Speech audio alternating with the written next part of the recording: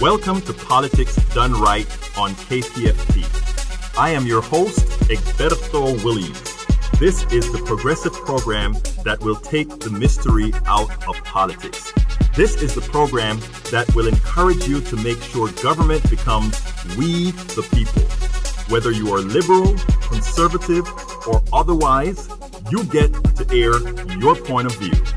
Give me a call at 713-526-5738. That is 713-526-KPFT. Remember, you can also send me a tweet to EGBERTOWILLIES. That is at Egberto Williams. Let us engage. It is politics done right. 1, 2, 3, 4.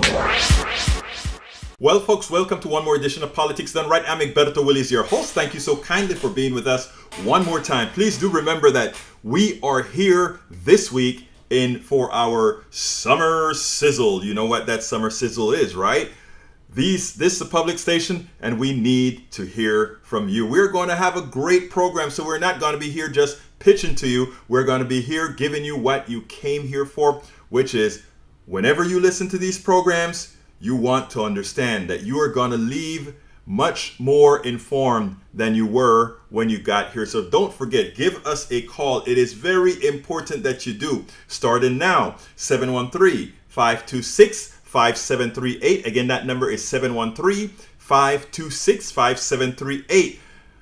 It is a 1-week fund drive. So we're just going to be here with you for a short while. So we need you to do everything that you would have normally done in a whole 4-week drive. Let's go ahead and get this done in 1 week. We can do it so that we can continue giving you the program that you need, continue giving you the program that you've always found informational. But anyhow, what are we going to talk about today?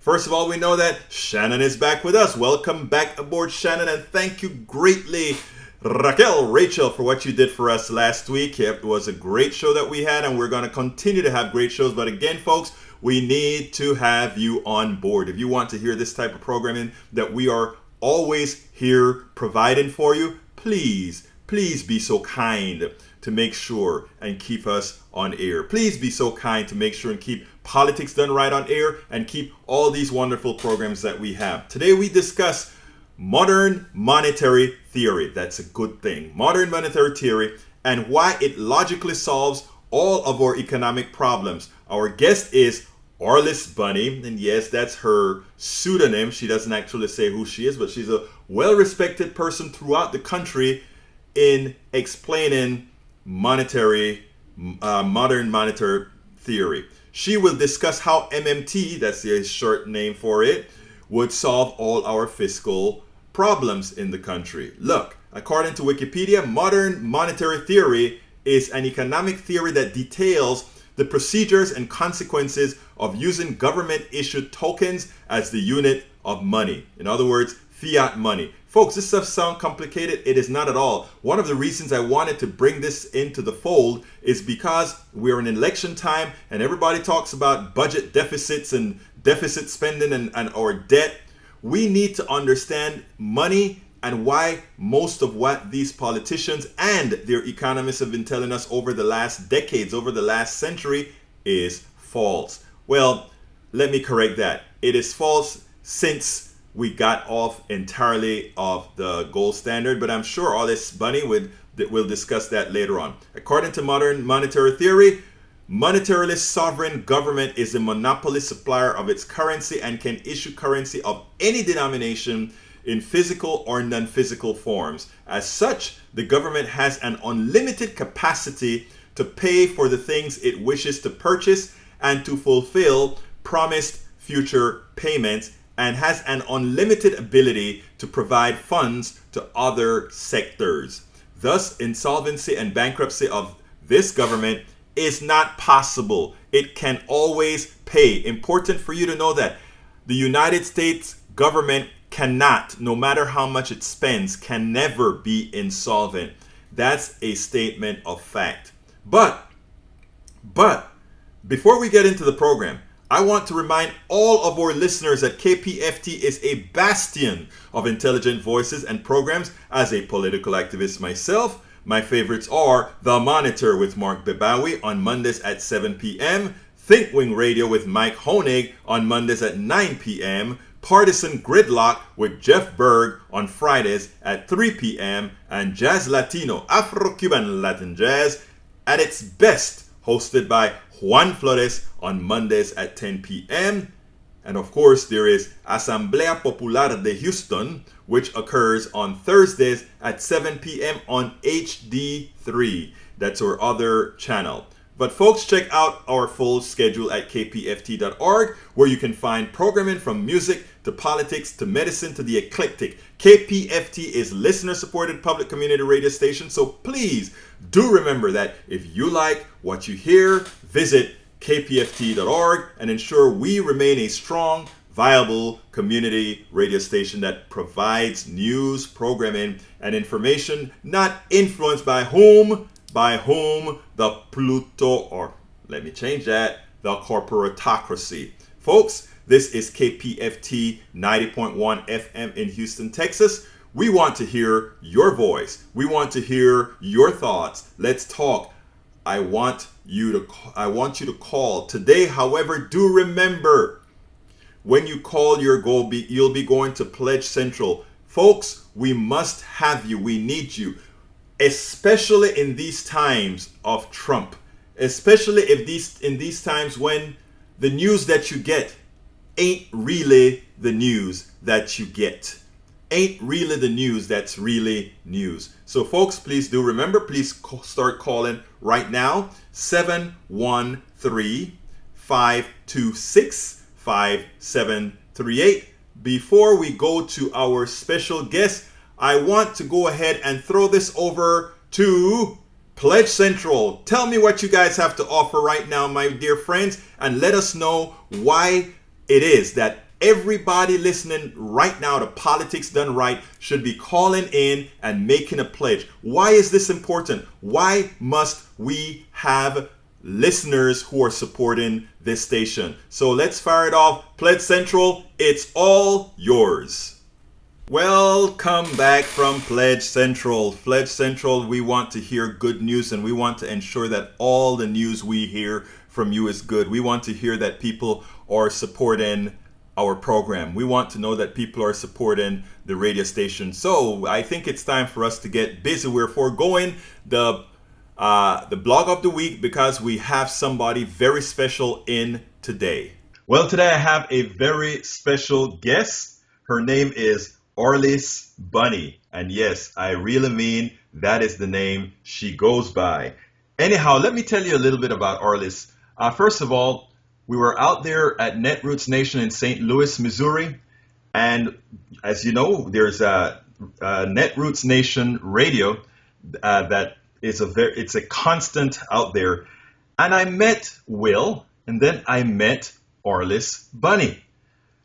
She has a great show on the station, and you know what? She's very smart, and she knows money, and she knows our economy. I tell you what, I went out to have dinner with her, and it turns out that I learned quite a bit. I learned so much that I decided that instead of doing the show that we're going to have today, we wanted to make sure that we had a show specifically with Arliss Bunny. And who is Arliss Bunny? Arliss Bunny is a progressive rabbit American and economics wonk. She is the author of the well-reviewed ebook, The Smart Bunny Guides to Debt, Deficit, and Austerity, which is being used as a textbook at the university level as an introduction to modern monetary theory. Arliss has 2 more Smart Bunny books due out this fall. The Smart Bunny's Guide to the Federal Reserve and The Smart Bunny's Guide to Social Security. Arliss also has her own weekly radio program and podcast. It's called Hoppin' Mad with Will McLeod and Arliss Bunny, airing on Netroots Radio at 8 a.m. on Mondays or via podcast on Stitcher, iTunes, and Google Play. You can reach Arliss on Twitter as Arliss Bunny or at LMHoppinMad. I think it means I am hoppin' mad. Her personal motto is politics, economics, carrot. Interesting. Welcome to Politics Done Right. Should I call you Miss Bunny or should I just call you Arliss Bunny? Arliss is fine. Well, but before I get started, Arliss, folks, this is real. This is just somebody that goes by her pseudonym for whatever reasons necessary. But I tell you what, you're in for a treat. You're in to learn quite a bit today. Arliss, how are you doing today?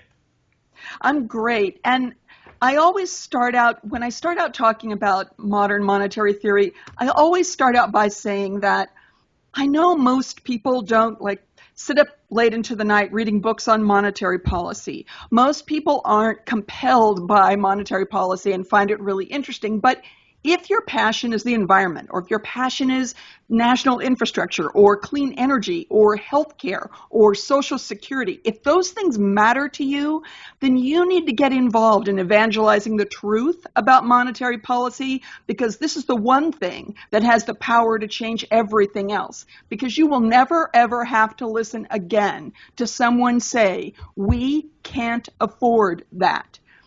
If this country could wrap its head around modern monetary theory, we're done with that. We're done with that as an excuse.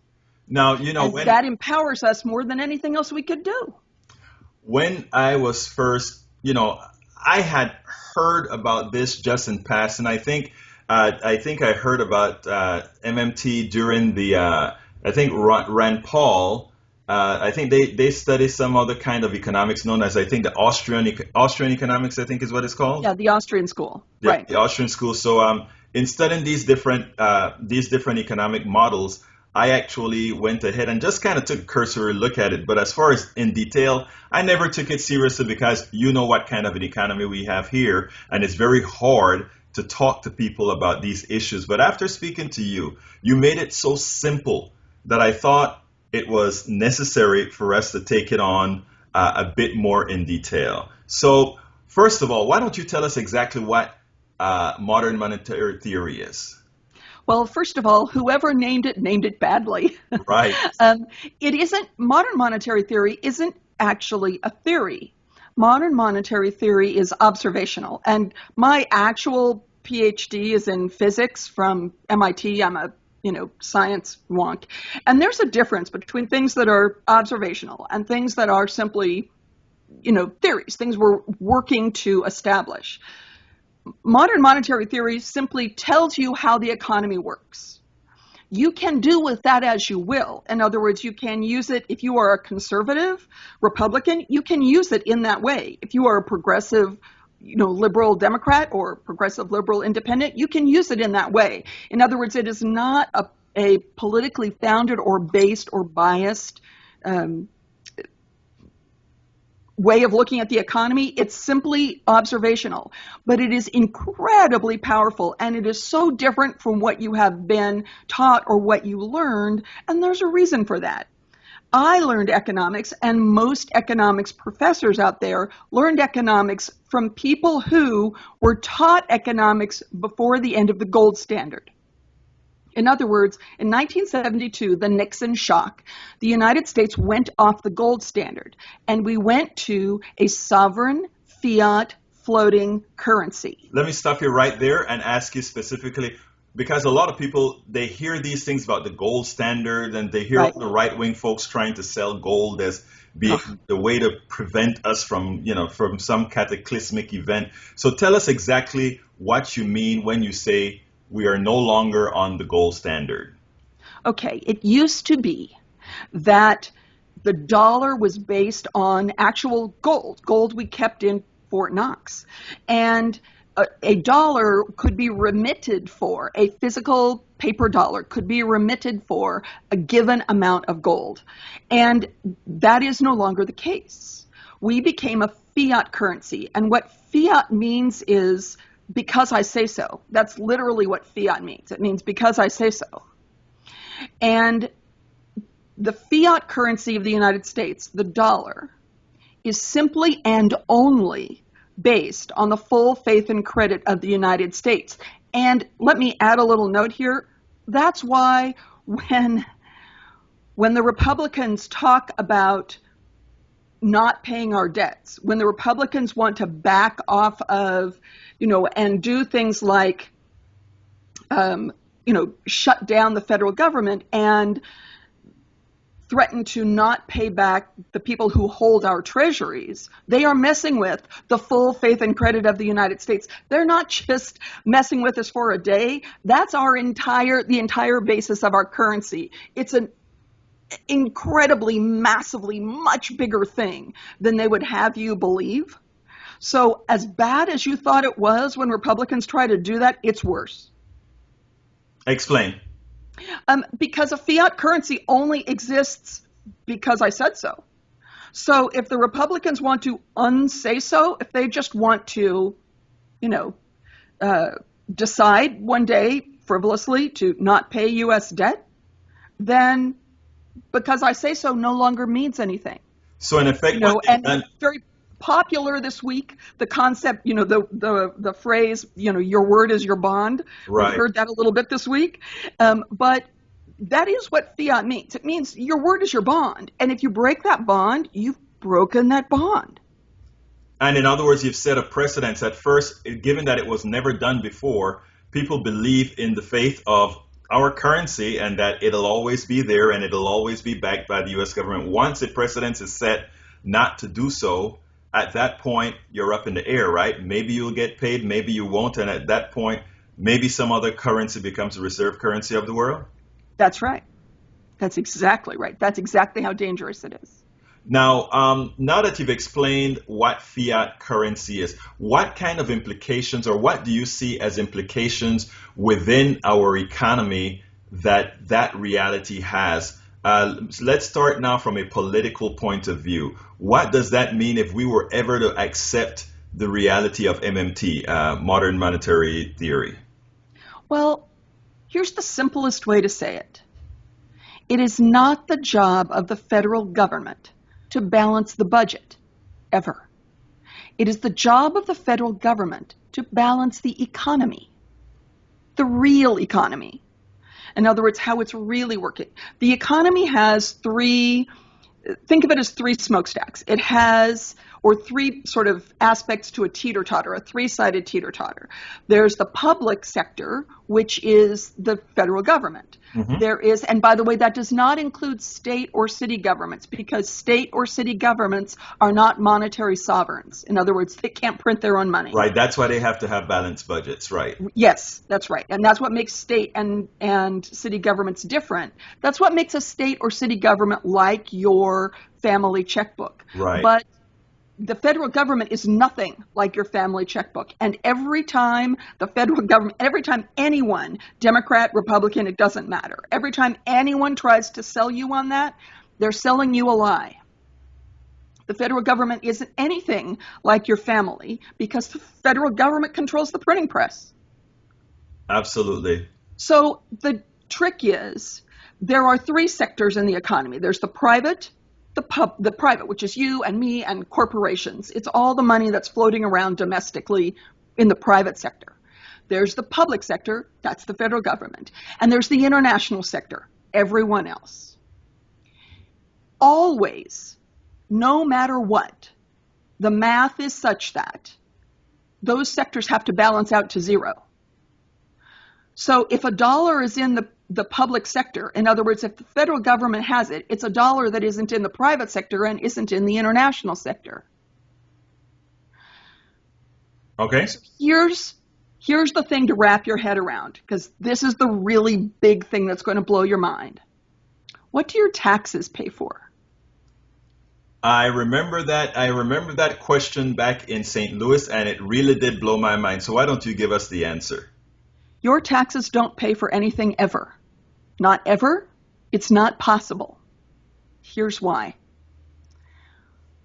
When the Federal Reserve spends a dollar out into the economy, in other words, when Congress releases money to be spent out into the economy through fiscal policy, and the Federal Reserve issues money out into the economy, whether it's done by pixels, in other words, whether it's done on a computer screen or whether it's done with a physical dollar, a physical piece of paper, that money goes onto the federal ledger as a liability.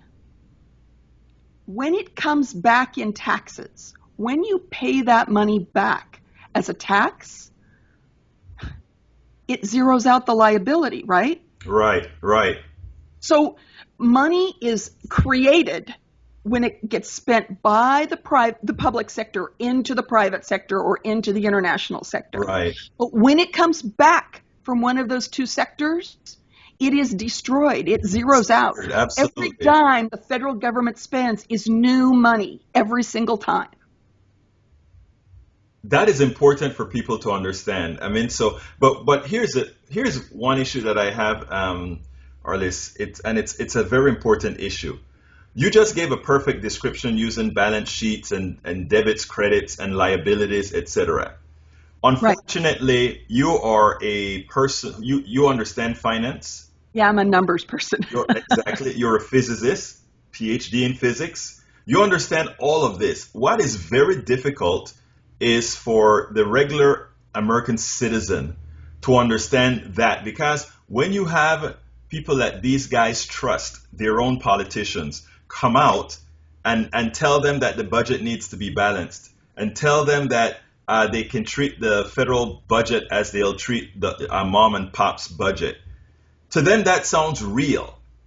What you're saying does not. By the way, I understand that it's real and I'm capable to understand the entire concept. How do we migrate or how do we change folks' minds who have been lied to from the inception of the country, to put it bluntly? Well, and certainly since 1972, right? Certainly since the end of the gold standard, and right. It is extremely difficult. It is why I own a manufacturing company, right? I already work 60 hours a week. I don't need to do this. I don't need to do what I'm doing right now, and I don't need to do my show for a living. I do it because this is that important. Getting this word out and talking about this is that important because it empowers. It's the engine for everything else that we as progressives want to put into play. And the thing about it is, think of it as a teeter-totter. So if you have money that is sitting in the federal government, and so that end of the teeter-totter is low because that's where the weight is sitting.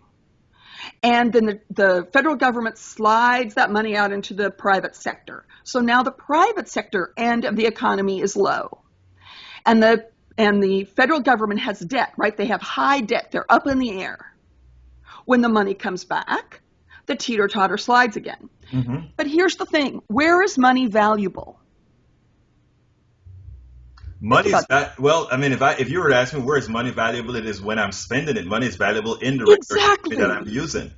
That's right. Money is only valuable when it's out in the private sector or the international sector. It's only valuable when it's circulating and being useful. And by the way, the reason that things are so out of balance and so screwed up now is because money is not being spent. It is trapped at the top of this economy. The 1% have that money trapped. It's not that there's not enough money in the private sector. It's that you and I don't have it. That's the problem. Not moving around. I want to kind of touch on that because it is rather important, and a lot of people don't see it. We have people that continuously tell us that we must somehow make life easier for those on top, so that their income or so that the money would trickle down from them. If they start to make a whole lot of money, somehow it actually trickles down. But the reality is they cannot spend monies the way that the average American person will spend it. In economic terms, it's called the marginal propensity to consume, right? The marginal propensity to consume of the lower classes is a lot higher. If you wanted to light this economy on fire, you know what you do? You double Social Security payments tomorrow. Absolutely so. Absolutely so. Now we are going to continue this discussion after we take a break here. Again, like I told you, Arliss, we are in fund drive mode, And what we have to do is start raising some monies, raising some cash to keep this valuable station on air. So we will be right back with Arliss Bunny.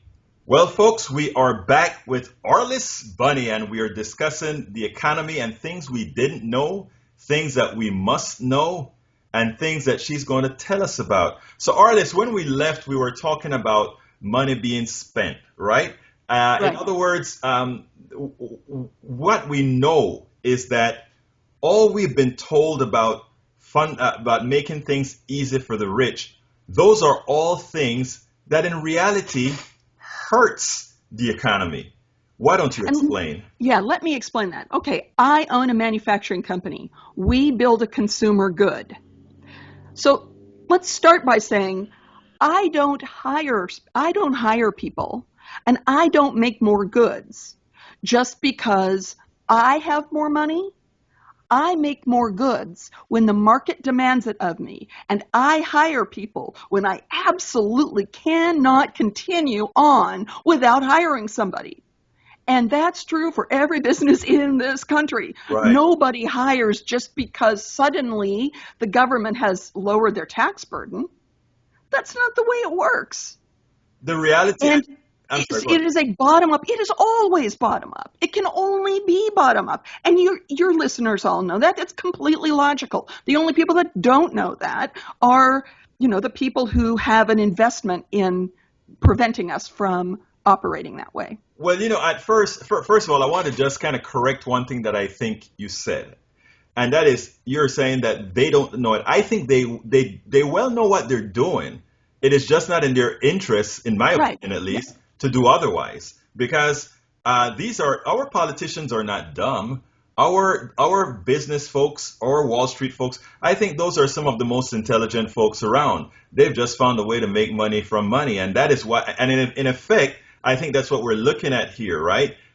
Having these tax breaks, having these laws that give these guys preferential treatment actually means they can create instruments to make money off of money instead of taking the risk that you as a business owner have taken with the company that you own, or any other business person who's out there taking real risks with the business they own. I mean, I want to bring up, and this is sort of a little bit sort of tangential, but something that always got to me was student loans and how before pre-Obamacare, and it's amazing that I'm saying pre-Obamacare because believe it or not, Obamacare also had something to do with student loans.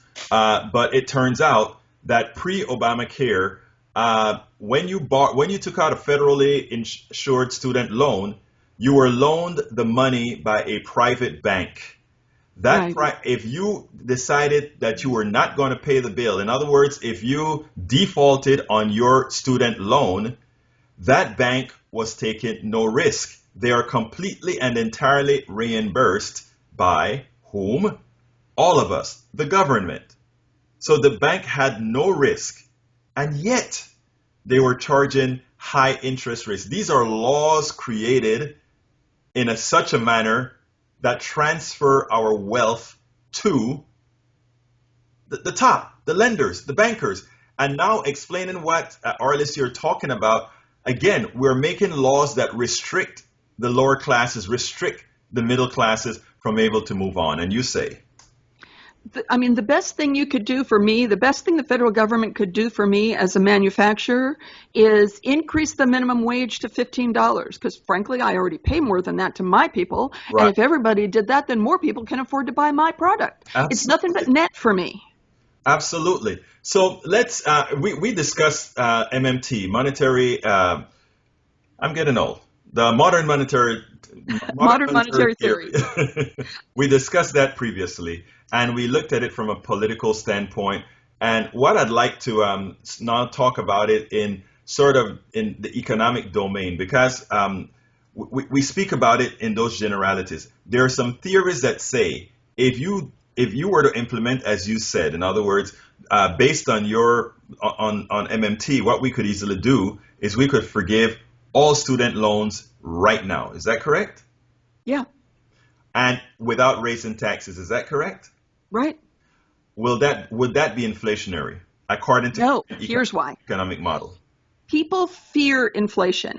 And part of that is because we had such a disaster in the 70s. Right. But that was driven by other things and is so unlikely to ever happen again. And I'll talk about that in a second. But think inflation is we all are afraid that inflation is easy, that it could sneak up on us on cat's paws and we wouldn't notice it coming. Right. And by the way, the Federal Reserve has, half of its employees are busy watching for inflation with, telescopes. They're watching for it from miles and miles away. But inflation is actually very, very difficult to achieve. Ask Japan. They've been trying to get to inflation for something like 15 years and they can't get there. Right. In fact, Japan has a negative interest rate, as I recall. Yes, Japan and Switzerland. Oh, Switzerland does as well? Yeah. Didn't know that. And they do it for a different set of reasons. They're just trying to get people to not store money there. But the thing about taxes and the thing about, well, let's talk about inflation first, because that's the subject that we're on. There are constraints. In other words, you cannot just spend infinite amounts of money. The constraints on our economy, though, is not inflation. We're taught that that's inflation because that's what the Federal Reserve talks about. Right. What constrains our economy is unemployment and industrial capacity, an extreme trade deficit, and then it could be inflation if somebody did everything wrong, but chances of that are really pretty minimal. But the thing about it is that ask yourself, what drives inflation? When there's scarcity, we get inflation, and that's right. So it isn't too many dollars. Right. It isn't the amount of money that's circulating in the economy. It's scarcity. Exactly what you just said. It's supply and demand. Right. And it used to be that we were constrained by our borders, essentially. That international trade was complex. And now goods and people and services flow across this globe in a matter of, if it's goods, in a matter of a day or two, Amazon Prime, and in yes.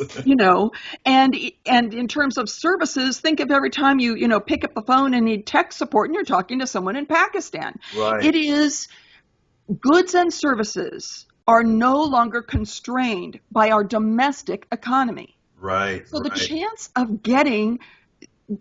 having a limitation, the chance of the constraint on goods and services coming into play now is extremely difficult to achieve. The whole world basically would have to go to that place. It would be very, very hard. Absolutely. Which is Japan's problem. Right. And it is sort of silly also, right? Because if you look at, I always said that our current economy is not a real economy, or it's not an efficient economy. Capitalism was supposed to be defined as the efficient movement of labor, resources, or I don't remember exactly how it's put, the efficient allocation of resources, and it hasn't turned out that way, right? If the efficient allocation is not there, we have a lot of roads to build right now. We have a lot of bridges to build. We have a whole lot of people that are uneducated. We have a whole lot of things that need doing, and we have a whole lot of people waiting for work. And here's the thing. We could sit down with the conservatives, with the Tea Party. We could sit down with them and say, okay, let's eliminate the income tax, or let's eliminate the payroll tax. And in trade for that, we want this much money spent on fill in the blank. Right. And then create the money by fiat. And when we create that money by fiat at the Fed, it's literally pixels. And here's the other thing to keep in mind that modern monetary theory really prioritizes. In this financialized economy, in this financialized world economy, we have all been taught, it has been pounded into us mercilessly, that the important thing is the balance sheet. The important thing is people, Right. When Thank you. we are making pixels that are fiat money, pixels that are only important because we say they're important, when we make that more important than people, we have lost our way. And the point of modern monetary theory is we don't have to do it that way ever anymore. We can just say no. And on that, we are going to take our last break. We're here with Arliss Bunny. We're learning quite a lot about economic policy and fiat money. Well, we are back with Arliss Bunny, and Arliss is going to tell us a little bit about taxes because all of this fits together. Arliss, why don't you tell us what's the purpose of taxes? The only, in terms of currency, the only real value in taxes, the thing that it must do is what's called derive currency, because otherwise you and I could be paying each other and everything, the entire economy could be running on carrots. You know, carrot coins, my personal favorite currency, everything could be running on carrot coin, but it doesn't because the federal government requires that taxes be paid in dollars. So you and I have to earn dollars and have dollars in order to be able to pay the federal government. So basically, the job of taxes, the work that taxes do in the economy, is create a market for themselves. And by doing that, it gives the government a lever that they can use on the economy. And here's the thing, taxes can and should play an important role. Taxes should be a constraint. But they should be a constraint only when we need them to be. In other words, if the economy is heating up too much, then you tax some money out of the economy if you need to. But also, taxes can be used to drive behavior. Right. So for instance, that's the reason that there are what we call sin taxes. Mm-hmm. But you can also use taxes to do things like if you are on the 1% and you are not using money. In other words, it's just sitting somewhere in an investment or in diamonds or in gold or whatever you've decided to invest in. And it's just sitting still. It's not circulating and driving value into the economy. Then that gets taxed at a higher rate.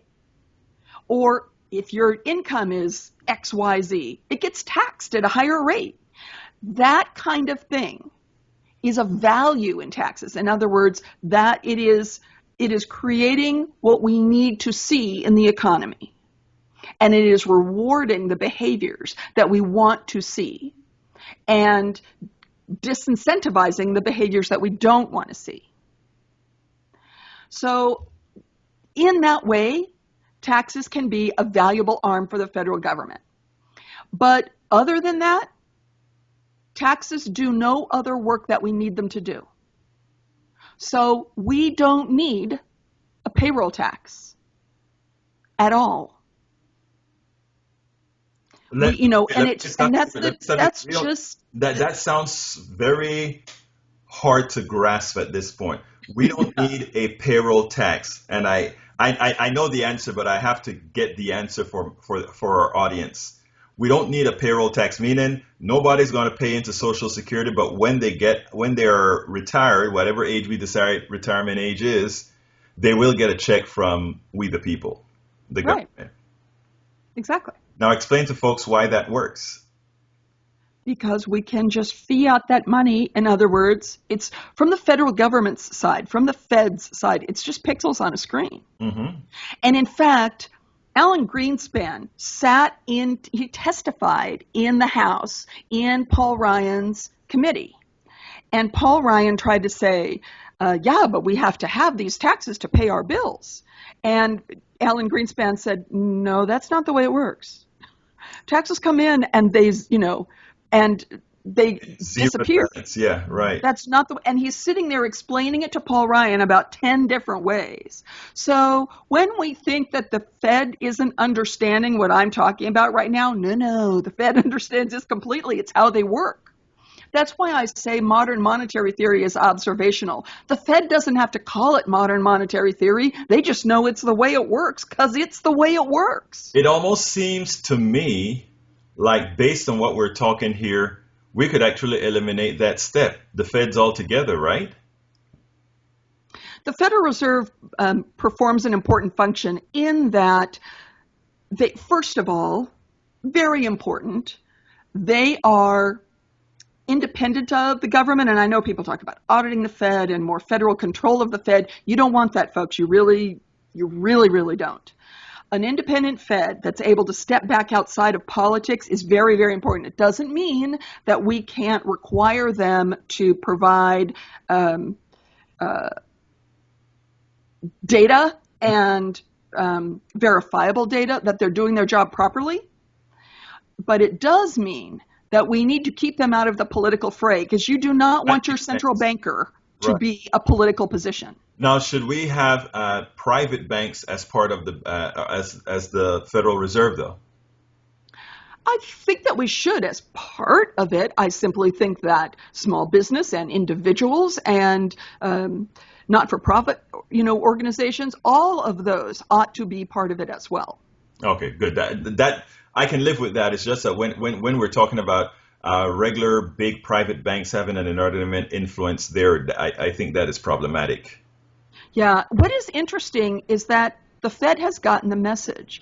If I know you all don't follow like the Minneapolis Fed and the St. Louis Fed on Twitter, but Atlanta Fed on Twitter, I do. And it is fascinating because the various regional Federal Reserves have gotten considerably more attentive to first of all, they're paying a great deal more attention to unemployment than they are to inflation, which is relatively new in the Federal Reserve's priorities. But also, they're paying much more attention to the kinds of things that we as progressives are concerned about: the environment, the crop diversity. You see statements coming out of these Federal Reserve banks, these individual regional Federal Reserve banks, valuing these things that we have been talking about for years and years and years. They're getting the message, which some of them, not all of them, Texas, you can, know, but Minneapolis in particular, follow them on Twitter. They're fascinating. I'm going to try doing that. Now, look, Arlis, we're coming, like I said, we're in fund drive mode here at KPFT, so we have to go do some pitching as well. So this is our last segment, and I want to ask you to close it out by answering one specific question, and that is, for everything that you've said here, sounded great. I think you have it. The data is irrefutable. Why is it that both on the campaign and both in our daily news, when they're speaking about the economy faltering, when they're speaking about there not being enough money to pay Social Security, et cetera, why is it that we are allowing our policy to be made on false information on our economy? I think it's very hard. It's like turning around an ocean liner. It's very, very hard to completely change the framing of something. And I think 1972 seems like a long time ago, but in terms of changing the entire framework of the way people think about money, it isn't that long ago. And what has happened is that once modern monetary theory kind of started getting underway in the late 80s and early 90s and has sort of grown and spread since that time, a lot of young economists are learning about it. But it is, for instance, Bernie Sanders hired for the Senate Budget Committee for the minority. He hired the chief economist to Senate Budget Committee is a woman who is one of the leaders in modern monetary theory, Dr. Stephanie Kelton, and he got her from University of Missouri at Kansas City, which is the leading MMT program in the world, and put her into Senate Budget. That's incredibly important. So, and MMT has been mentioned in the Wall Street Journal. It's been mentioned in the New York Times. It's been mentioned in the Financial Times. It's starting to get more leverage as more and more people look at it, hear about it, look at it and think, oh, of course. Oh, it has to be that way. Right. It couldn't be another way. And even somebody like Alan Greenspan, who wouldn't be caught dead calling it modern monetary theory, still speaks about it in this way. So it is gaining a foothold. And I think we're just one generation of economists behind in seeing modern monetary theory really step out of the shadows. We can push it forward more as progressives and faster if we start making noise about it. Well, look, Arliss Bunny, it was my pleasure to have you on my show, Politics Done Right. I hope to have you on again.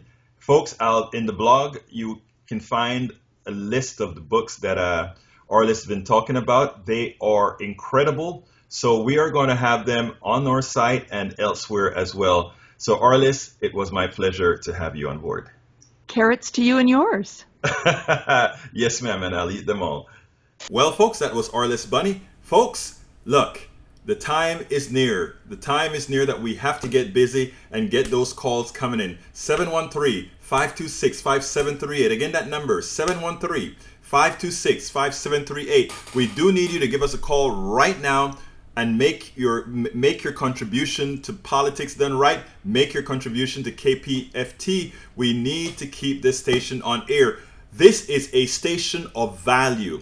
We are bombarded every day from the mainstream media with information and with modals trying to inform us on how we should think and what we should do. No place gives you, the listener, the control of having that option to be a part of not the news, but a part of how your news is acquired, a part of how you are given information, a part of what you want, as opposed to some corporatized entity attempting to modify your behavior, whether you want to or not. Again, 713-526-5738. We need to hear from you to keep programs like Politics Done Right and all the wonderful programming we have here on this station. Both music, politics, economics, and much more.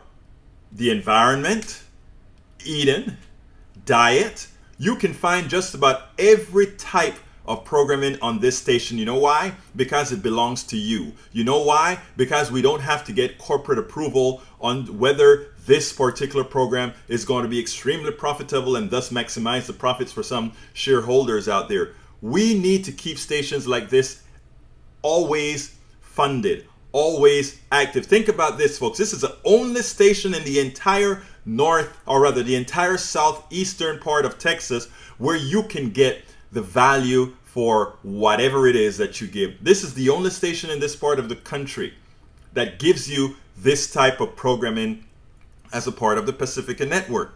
Look, KPFT has been here a very long time. KPFT has been surviving on a shoestring budget for a long time because of the passion, not that we feel, the passion that we feel and that we intend to promote and that we promote to those who are listening to these programs. Because these are programs that you're not going to find anywhere else. These are programs that we must have. So folks, please give us a call, 713-526-5738. This is an election time. Please do remember this. It is important. We are going to complain like crazy if certain folks get elected. We are going to complain like crazy if the election doesn't go the way that we think it should go, and we are going to be blaming others. We are going to be asking, how could voters do this? How could voters do that? Folks, that is the reason we have stations like KPFT, a station where we can get where we can actually get information that is, I don't want to say unbiased because that won't be quite accurate, but properly biased information. This is a station where you know You're not going to be getting stuff just pulled out of the air to make a particular point, to effect a particular result. We are here to ask you to think. We are here to ask you to do your part in the body politic so that we can have the preferable, the better outcome for us all. But we need a medium by which to do that, and that is KPFT. A medium, one of many mediums, the KPFT on air, the KPFT HD3 signals, the KPFT on Facebook, the KPFT online. We need to have this in order to help our fellow citizens make proper choices. So please call 713-526-5738. Again, that number is 713-526-5738. I'm going to pass it on now to Pledge Central. Take it over, Pledge, and let's bring all those numbers in. Well, look, thank you very much for listening to KPFT 90.1 FM, folks. We need you to stay engaged. We need you to be a part of this station. Please remember, call 713-526-5738. Again, that number is 713-526-5738. You know, it's painless to donate to KPFT. And once that donation is made, and every time you turn on that radio, whether you're in the car, whether you're at home, wherever you are, and you're listening to KPFT, you will know that it is you that is making this possible. It is you who is making it possible for your fellow Houstonians. And actually it goes beyond Houston, folks. We are not only in Houston. Because of the way we carry our program now, we are heard all over the world. Last fund drive, we got donations for Politics Done Right from as far as England. We get from as far as Pittsburgh, from California, and of course, mostly from Texas, the folks who can listen to us in our immediacy. So please, folks, call 713-526-5738. Let's pass it one more time to Pledge Central. Let me hear what you got. Well, folks, please remember, in as much as this is the end of the program, please remember to keep calling 713-526-5738. Keep calling 713-526-5738. You can make a difference. Do make a difference. This is Politics Done Right. I'm Egberto Willies. C'est la vie. Thank you very much.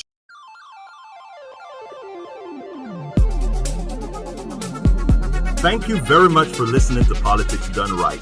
I am your host, Egberto Willies. You can personally reach me by sending an email to egberto@politicsdoneright.com. Remember, Egberto is spelled E-G-B-E-R-T-O. Change starts with you. 90.1 KPFT gives you information not tainted by corporate interest. Please visit kpft.org and contribute. Let's ensure continued access to real information and news remain available to all. Again, thank you very much for listening to Politics Done Right.